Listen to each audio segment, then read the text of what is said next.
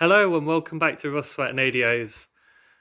Today we're going to complete Tom's Mini, hopefully get it to a point where he can drive it home and that'll get us a bit more space in the unit. To get it back on the road and running, he needs to refit all the glass, reset all the door seals, do all the lights and also refit the petrol tank.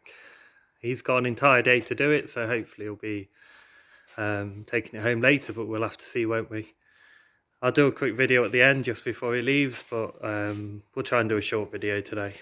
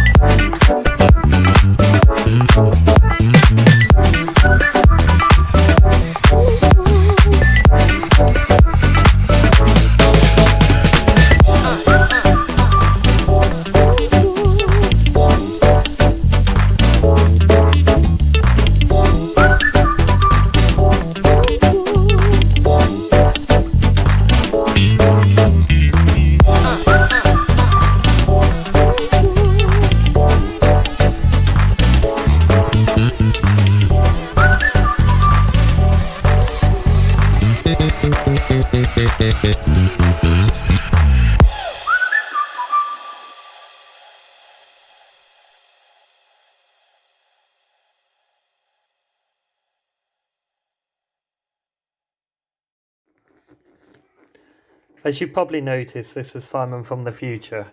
There is a reason for this. It's because the video that I took at the time was incredibly windy and very noisy and not particularly easy to hear.